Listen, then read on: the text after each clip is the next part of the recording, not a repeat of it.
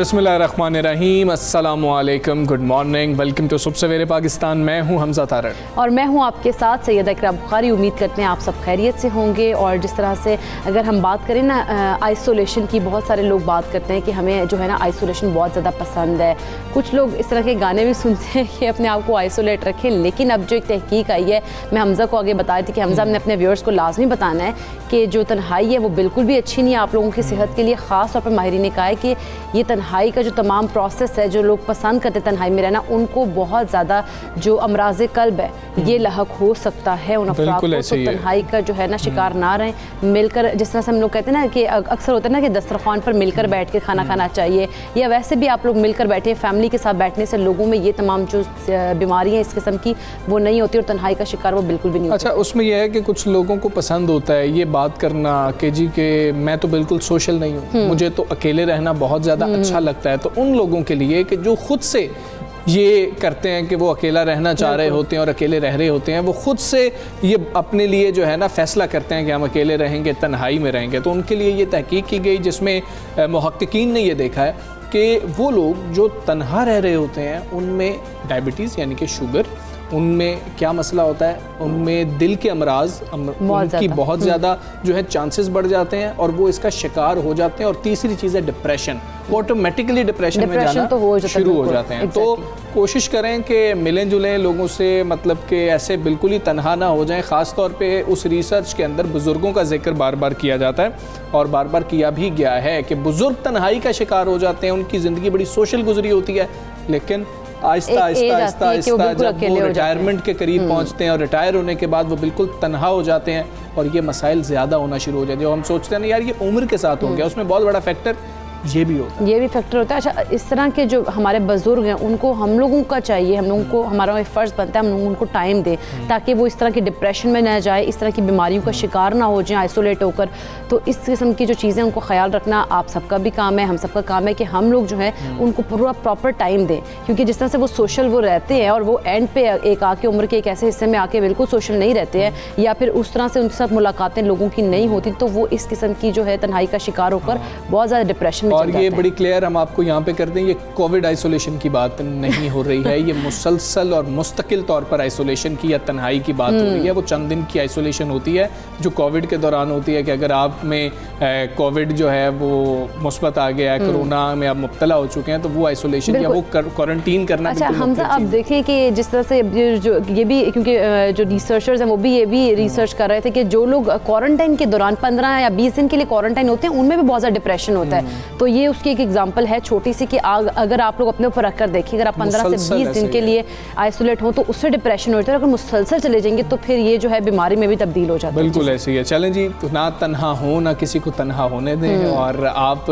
दूसरों को टाइम दें, दूसरे आपको टाइम देंगे, मिलकर बैठे। हाँ, इसी के साथ जो है COC ने मुहर्रमुल हराम की मजालिस और जुलूसों के लिए अब खुसूसी हिदायत जारी कर दी हैं। हम जानते हैं कि रमज़ानुल मुबारक हो, कोई त्यौहार आ रहा हो, उस हवाले से ख़ास तौर पर जो है हिदायत जारी की जाती हैं। कोई अहम दिन आ रहा हो तो ये इस हवाले से भी अहम जो हैं हिदायत जारी कर दी गई है। मुहर्रमुल हराम के हवाले से हिदायत मुतल्लिका उलमा की सिफारिशात को मद्देनज़र रखकर जारी की गई हैं। NCOC ने यह कहा है कि तमाम मजालिस और जुलूस कोरोना SOPs के तहत मुनक्किद किए जाएंगे। मजालिस और जुलूसों के दौरान मास्क का इस्तेमाल, समाजी फासला और साथ ही साथ थर्मल स्क्रीनिंग जो है उसको यकीनी बनाया जाएगा। घरों में अगर बात की जाए तो निजी मजालिस से उन्होंने इज्तनाब बरता, ये कहा है कि बरता जाए। NCOC ने हिदायत की कि मजालिस और जुलूसों के मकामात पर हैंड सैनिटाइजर्स और मास्क भी मुहैया किए जाएं। अच्छा, उधर मुल्क भर में कोरोना से बचाव के लिए वैक्सीन लगवाने वाले अफराद की तादाद 4 करोड़ से ज़ायद हो गई है और वैक्सीन की दोनों डोजेज़ लगवाने वाले अफराद की तादाद तकरीबन 1 करोड़ 8 लाख है, जबकि पहली डोज लगवाने वालों की जो तादाद है वो 3 करोड़ 9 लाख से ज़ायद है। बिल्कुल ऐसे। उधर कराची की अगर बात करें तो कोरोना मुस्बत केसेस की शरह 21% से कम होकर अब जो है 16% पर आ गई है। दूसरी जानिब कोरोना वायरस के मजीद मुस्बत केसेस वफाकी दारुल-हुकूमत इस्लामाबाद के 2 तालीमी इदारों में भी रिपोर्ट हो चुके हैं और जिसके बाद दोनों इदारे बंद भी कर दिए गए हैं। और पंजाब की वज़ीर तालीम मुराद रास ने तमाम सरकारी और निजी स्कूलों के अमले को वैक्सीनेशन के लिए 22 अगस्त की डेडलाइन भी दे दी है। ये सारे मामलात हैं। फिर मुख्तलिफ चीज़ें, मुख्तलिफ बातें सामने आ रही हैं कि जी हमने 2 डोजेज़ लगवा ली हैं। बूस्टर डोज़ के हवाले से सवालात किए जा रहे हैं और WHO की कुछ गाइडलाइंस हैं, उनके अंदर भी लोग कंफ्यूज हो रहे हैं। एक वो मामला है। साथ ही ये भी है कि अगर मैंने पहली डोज़ कोई लगवाई है और दूसरी डोज़ क्या दूसरी वैक्सीन की लगवाई जा सकती है, नहीं लगवाई जा सकती, ये सारे सवालात हैं जो जन्म ले रहे हैं। बात करेंगे, हमारे साथ chairman PM towers doctor Ataur Rahman मौजूद हैं। डॉक्टर साहब अस्सलाम वालेकुम, गुड मॉर्निंग। डॉक्टर साहब, कई सवालात हैं जो अब जन्म ले रहे हैं और आहिस्ता आहिस्ता ये सवालात बढ़ते चले जा रहे हैं। पहले कुछ और सवालात थे, अब ज़रा मुख्तलिफ हो गए हैं। वैक्सीन लगवानी चाहिए, नहीं लगवानी चाहिए के बाद ये है कि क्या एक डोज़ किसी वैक्सीन की लगवा ली जाए, दूसरी डोज़ किसी वैक्सीन की लगवा ली जाए। अब इस तरह के सवालात हो रहे हैं। बिस्मिल्लाहिर्रहमानिर्रहीम। जी बिल्कुल, ये जो आपने कहा है नॉर्मली आपने पहली वैक्सीन अगर 2 डोजेस की ज़रूरत है उस वैक्सीन में, तो आपको चाहिए कि उसी वैक्सीन की दोनों डोज लगवाएं। लेकिन अगर कोई मजबूरी है कि आपको ट्रैवल करना है और वहाँ पे रिकग्नाइज नहीं है बाहर वो वाली, तो आप दूसरी वैक्सीन भी लगा सकते हैं, मिक्स भी कर सकते हैं। लेकिन नॉर्मली कुछ वैक्सीन में 1 डोज काफ़ी होती है, कुछ वैक्सीन है जिसमें 2 डोजेस की जरूरत होती है, क्योंकि वैक्सीन ट्रायल्स जो हुए हैं वो 2 डोजेस या 1 डोज के बुनियाद पे हुए हैं, मिक्स डोजेस के बुनियाद पर नहीं हुए। तो इस वजह से रेकमेंड यही किया जाता है कि आप उसी वैक्सीन की दूसरी डोज लगाएं। अगर दूसरी डोज की ज़रूरत है मिक्स ना करें, मजबूरी में आप मिक्स कर सकते हैं अगर ज़रूरत है तो। अच्छा डॉक्टर साहब, मजबूरी में आपने कहा कि मिक्स कर सकते हैं, क्या मजबूरी में मिक्स करना सेफ है? क्योंकि अब जो है चीन में कोविड वैक्सीन के इम्तिजाज के ट्रायल जो है उनकी भी मंजूरी अब दी गई है। जी, जो हमारे पास वैक्सीन हैं, तीनों जो चाइनीज़ वैक्सीन हैं, वो सब के सब जो है वो चाइनीज़ गवर्नमेंट से भी मंजूर हुई हैं, उनके ड्रग रेगुलेटरी अथॉरिटी से, और पाकिस्तान के ड्रैप से भी मंजूर हुई हैं। तो इन तीनों के अंदर आप कर सकते हैं, कोई मसला नहीं है। नई वैक्सीन भी आती जा रही हैं चाइना में, लेकिन उनकी जब तक के उनकी ड्रग रेगुलेटरी अथॉरिटीज़ और हमारी ड्रग रेगुलेटरी अथॉरिटीज़ मंजूरी नहीं दे देती, जब तक वो वैक्सीन पाकिस्तान में लगाई नहीं जा सकती। ठीक है डॉक्टर साहब, ये बताइएगा, आप हमें तादाद बताई जा रही है और ये बड़ी अच्छी बात है कि जिस तरह से असद उमर साहब ये शेयर कर रहे होते हैं कि आज हमने इतनी वैक्सीन डोजेज़ लगाई हैं, आज इतने लोगों को वैक्सीन डोजेज़ लगाई हैं, तादाद तो बढ़ती जा रही है, कैपेसिटी भी बढ़ती चली जा रही है। क्या आप देख रहे हैं कि अभी भी हमारी स्पीड कम है या दुरुस्त है, आहिस्ता आहिस्ता हम हर्ड इम्यूनिटी की जानिब बढ़ ही रहे हैं? ये बहुत खुशाइन बात है कि पिछले 1 महीने में बहुत तेज़ी से रफ्तार बढ़ी है जी। और इस वक्त जो है आपकी तकरीबन, जैसे आपने कहा कि 3 करोड़ से ज़्यादा अफराद को कम से कम पहली डोज लग चुकी है। दोनों डोजेज जो लगी हैं वो तकरीबन 1 करोड़ से कुछ ज़्यादा है, लेकिन जल्द ही ये भी 3 करोड़ तक पहुंच जाएंगी। तो अब रफ्तार जो है बहुत अच्छी हो गई है और इस रफ्तार से अगर हम चलते रहे और वैक्सीन मिलती रही तो इस साल के आखिर तक मेरे अंदाज़ा है कि हमारे पास कोई 80% पॉपुलेशन जो एलिजिबल पॉपुलेशन है उसमें वैक्सीन कर चुकी होंगी। अच्छा डॉक्टर साहब, इस बारे में थोड़ी कन्फ्यूजन है क्योंकि गाइडलाइंस जो हैं इस तरह से आई थी पहले कि जो ख़वातीन या तो दूध पिलाती हैं बच्चों को या फिर हामला है उनके लिए गाइडलाइंस थी कि वो फाइज़र लगवा सकते हैं, लेकिन अब जो कुछ कन्फ्यूजन इस तरह की कि कोई भी लगवा सकते हैं, तो इस बारे थोड़ा क्लियर कर दें। जी, आप कोई भी वैक्सीन लगवा सकते हैं क्योंकि ये सारी जो वैक्सीन हैं ये प्रेग्नेंट वीमेन के लिए भी सूटेबल हैं और जो मिनिमम उम्र है जो 16 साल या 18 साल जिसके ऊपर क्लिनिकल ट्रायल्स किए गए हैं उन सब के लिए सूटेबल है। छोटे बच्चों के लिए यकीनन सूटेबल नहीं है, या ऐसे लोग जिनको बहुत ज़्यादा एलर्जिक रिएक्शंस होती हैं उनके लिए पाबंदियां हैं कुछ, लेकिन जनरली सारी पॉपुलेशन के लिए सूटेबल है, कोई रिस्ट्रिक्शन नहीं है। आपको जल्द अज जल्द लगवानी चाहिए, कोई इसमें जो भी वैक्सीन मिल रही हो आप उसको लगवाएं और उसके हिसाब से अगर पहली वैक्सीन उसकी 2 डोजेस चाहिए तो उसी की दूसरी डोज भी लगवाइए।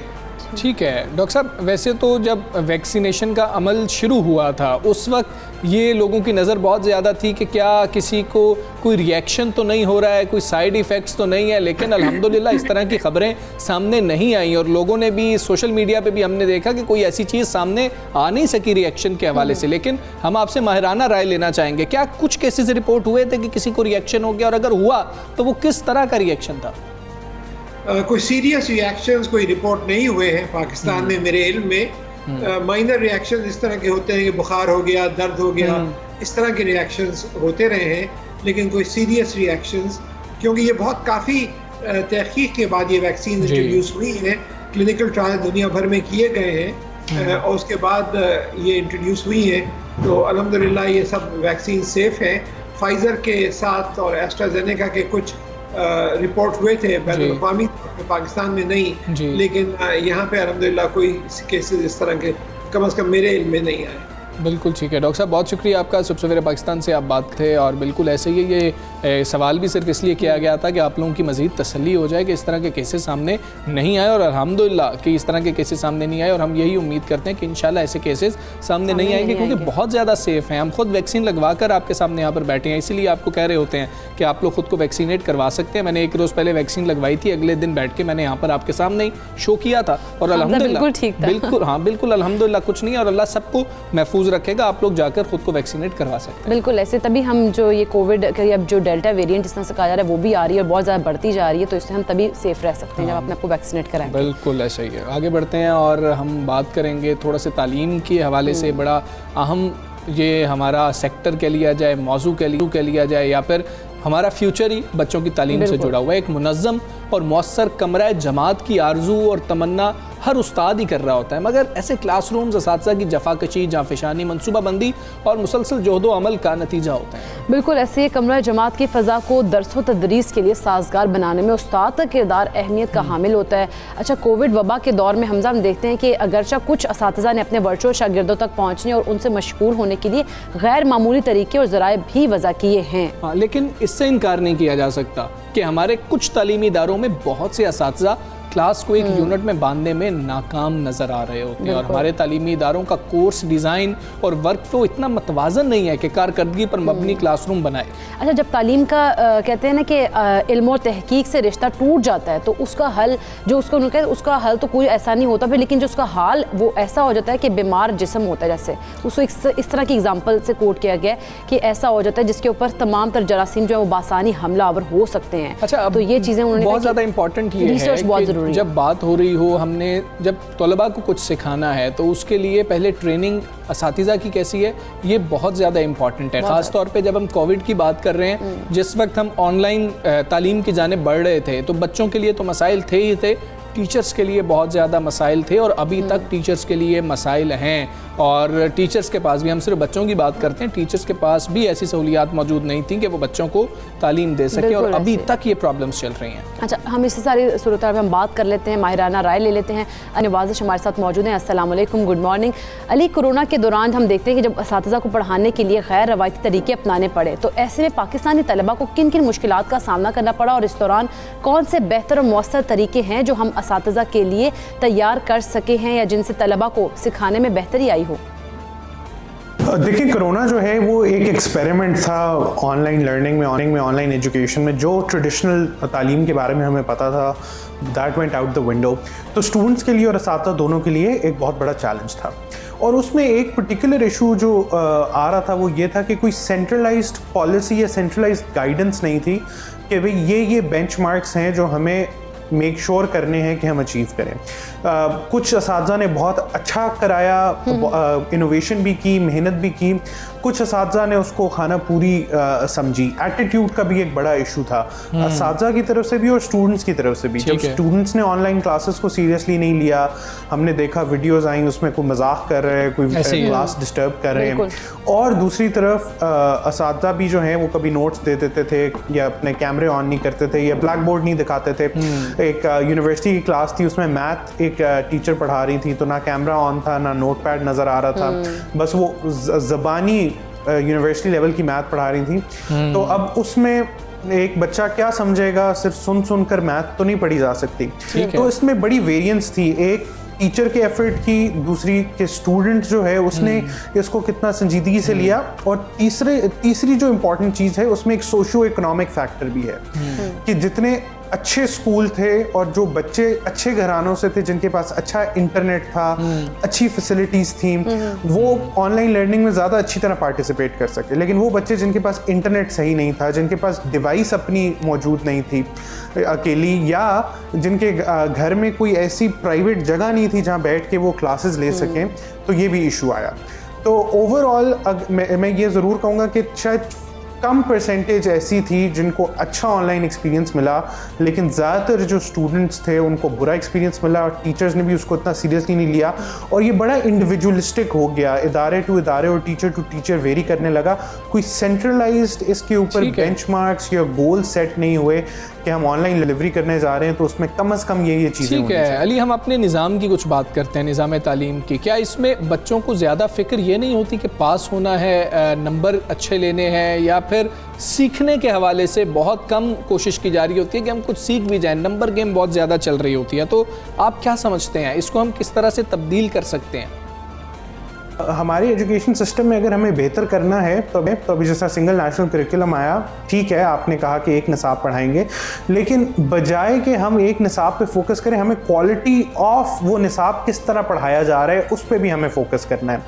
और जब तक हम टीचिंग को स्पेशली क्लासरूम के अंदर को अप टू द मार्क नहीं लाएंगे, उसके अंदर हम इनोवेशन, ट्रेनिंग और क्या कहते हैं टीचर्स के अंदर वो एबिलिटी पैदा नहीं करेंगे कि बच्चों को इफेक्टिवली पढ़ा सकें, और हम एक घिसे पिटे सिस्टम में जहाँ पर अच्छा जी ये किताब है, इसी में से आपने याद करना है, उसी में से इम्तिहान होना है, उसी में से क्विज होना है, और आपने टेस्ट पास करना है। ठीक है। बहुत सारे स्टूडेंट्स होते हैं जो टेस्ट बड़े अच्छे पास करते हैं, एग्जाम्स में अच्छे नंबर लेते हैं, लेकिन आप एम्प्लॉयर से पूछें वो कहते हैं जी रियल वर्ल्ड में इनके पास कोई एक्सपीरियंस ही नहीं होता, इनको कोई एबिलिटी नहीं होती, इनके पास वो इंटरपर्सनल स्किल्स ही नहीं होती कि वो वर्क प्लेस में अच्छा काम कर सकें।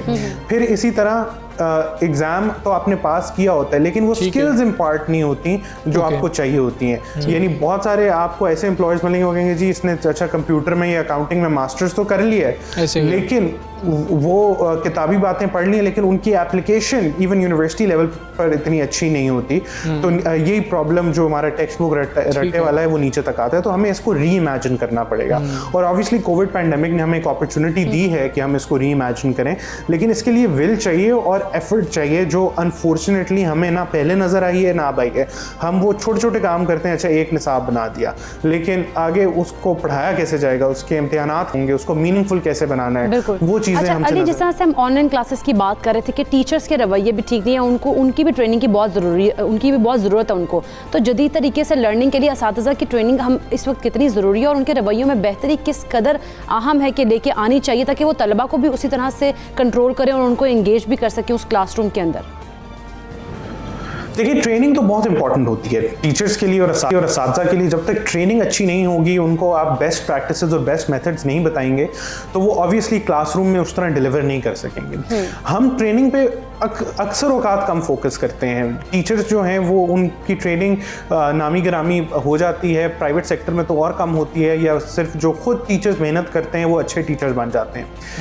लेकिन ओवरऑल अगर आप कहें कि जी क्या पाकिस्तान के पास दुनिया के बेस्ट टीचर्स हैं, क्या हमारे ओवरऑल जो स्टैंडर्ड ऑफ टीचिंग है वो अच्छा है, नहीं, सब स्टूडेंट्स आप इत्तेफाक करेंगे कि ऐसा नहीं है। बिल्कुल कुछ मिसालें मिलती हैं, लेकिन वो एक्सेप्शंस होती हैं, वो रूल नहीं होता। तो टीचर्स को जब तक हम ट्रेन नहीं कराएंगे, ये पार्ट 1 प्रॉब्लम है ट्रेनिंग का। दूसरा जो प्रॉब्लम है वो है मोटिवेशन का, कि टीचर्स मोटिवेट होकर दिलचस्पी लेकर बच्चों को पढ़ाएं। एक तो हमारा वो एकेडमी कल्चर भी आ गया, जिसकी वजह से एक प्रॉब्लम होती है कि टीचर शायद कहना तो नहीं चाहिए, लेकिन सच है कि वो अपनी एकेडमी में ज़्यादा तवज्जो देते हैं एज कम्पेयर टू स्कूल में जो पढ़ा रहे होते हैं। ये बात दुरुस्त है। उसके साथ साथ ये भी इशू है टीचिंग में कि बहुत सारे एक जो टीचर का रोल होता है वो सिर्फ ये नहीं होता कि क्लास में आया, उसने पढ़ाया, उसका इम्तिहान लिया, टेस्ट लिया, आप पास हो गए। टीचर ने आपको ग्रूम करना होता है, ग्रो करना होता है, आपकी तरबियत भी करनी होती है, घर पे भी होती है, असातिज़ा की तरफ से भी होती है। लेकिन वो टीचर्स अब वो कनेक्शन उस तरह नहीं बना पा रहे, और कोविड की वजह से ज़्यादा दूरी हो गई है, तो ज़्यादा एफर्ट चाहिए टीचर्स को, वो एफर्ट वो कनेक्शन बनाने में, वो रिलेशनशिप बनाने में। और इसके लिए ऑब्वियसली ट्रेनिंग और स्पेशली नई टेक्नोलॉजी में ट्रेनिंग बड़ी ज़रूरी है। जो हमारे पुराने टीचर्स हैं, जो सीनियर टीचर्स हैं, जिनका टेक्नोलॉजी के साथ इतना एक्सपीरियंस नहीं है, वो स्ट्रगल भी कर रहे हैं। तो हमें एक मैस लेवल पे एक ट्रेनिंग प्रोग्राम और टीचिंग क्वालिटी इंडेक्स बनाने की ज़रूरत है, जिसमें मैं हमेशा कहता हूँ कि हमारे जो सबसे इंपॉर्टेंट प्रोफेशन होते हैं कभी कभार वो अनलाइसेंस्ड हो जाते हैं। टीचिंग को भी आपको एक लाइसेंस प्रोफेशन बनाना चाहिए, आपके कोई रेगुलर ट्रेनिंग्स होनी चाहिए, एक लाइसेंसिंग बोर्ड होना चाहिए जिसके आप कोई इम्तिहान पास करें, कोई टेस्ट दें और फिर रेगुलर ट्रेनिंग से गुजरें जो आपकी रिक्वायरमेंट हो उस लाइसेंस को मेंटेन करने के लिए, क्योंकि ट्रेनिंग से ही आप सीखेंगे और फिर उसकी इम्प्लीमेंटेशन। अगर आप ट्रेन नहीं करेंगे तो कैसे इमेजिन कर सकते हैं कि चीज़ें खुद ठीक है। अली, आप टीचर्स की मोटिवेशन की बात कर रहे हैं कि जब टीचर्स की जॉब सिक्योरिटी ही नहीं होगी, जब उन्हें यही नहीं पता होगा, हम कितने कॉन्ट्रैक्ट पर टीचर्स होते हैं जिनको एहतजाज करता भी देख रहे होते हैं कि वो एहतजाज कर रहे होते हैं कि हमें मुस्तकिल कर दिया जाए, ग्रेड्स के हवाले से मसाइल आते हैं, तो मोटिवेशन कहाँ से आएगी? लेकिन ऐसे दुनिया में कौन से जदीद तालीमी निज़ाम हैं, ऐसे कौन कौन से फ़ीचर हैं जो पाकिस्तान में नहीं है, और क्या पाकिस्तान में टीचर असेसमेंट के लिए अभी तक कोई तरीकाकार वज़ा नहीं किया गया?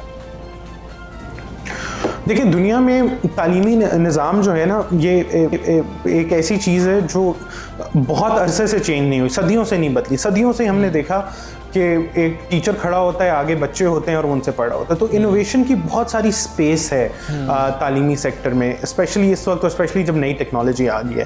पहले बच्चे को कोई चीज़ समझ नहीं आती थी क्लास में, तो उसको ज़रूरत होती थी कि वो टीचर के पास जाए, उनसे टाइम ले, या किसी एकेडमी जाए, फिर टीचर से पूछे। अब वो इंटरनेट पे जाता है, वो अगर मोटिवेटेड हो वो सर्च करता है, यूट्यूब पे मुख्तलिफ़ किस्म की वीडियोस देख लेता है, इतनी सारी ऐप्स हैं, उससे वो अपने आप को अपनी अपनी गलतियाँ और अपनी जो कन्फ्यूजन है उसको खुद ही क्लियर कर सकते हैं। लेकिन इसके लिए मोटिवेशन इंपॉर्टेंट है।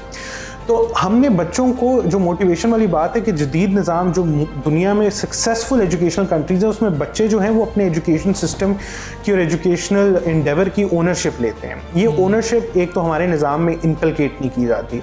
एजुकेशन को एक बर्डन समझा जाता है, उसको मीन्स टू एन एंड समझा जाता है, और उसकी अपने जो फ़वाइद हैं उस पर फोकस नहीं किया जाता। तो एक स्टूडेंट को ये नहीं पता होता कि मैं सुबह उठ रहा हूँ, मैं रोज़ स्कूल जा रहा हूँ, वो क्यों मैं जा रहा हूँ, उस पर। और जितने आप यंगर स्टूडेंट्स हैं उनमें ज़्यादा इशू होता है। तो हमें एक तो ओनरशिप देनी है, और जो अच्छे सिस्टम्स हैं दुनिया में उसका ये एक इम्पॉर्टेंट फीचर है। और हमें बच्चों को बर्डन नहीं करना, उसको इंजॉयबल बनाना है। हम एंटरटेनमेंट को और एजुकेशन को हमेशा सेग्रीगेट करते हैं, लेकिन मैं समझता हूँ कि इसका एक इंटरसेक्शन है जहाँ पर सक्सेस मौजूद है। फिनलैंड की मिसाल ले लें, फिनलैंड के एजुकेशन सिस्टम को दुनिया के बेस्ट एजुकेशन सिस्टम में शामिल किया जाता है।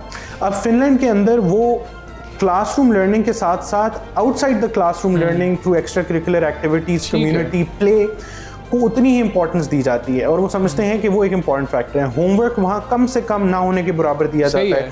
बच्चे इतने भारी किताबों से भरे हुए बस्ते उठा के नहीं जा रहे होते, और वहाँ पर बच्चों को स्कूल भी लेट स्टार्ट कराते हैं, स्कूल में कम टाइम के लिए भी रखते हैं, लेकिन उसके जो आउटकम्स हैं वो बहुत बेहतर हैं बहुत सारे और ममालिक से।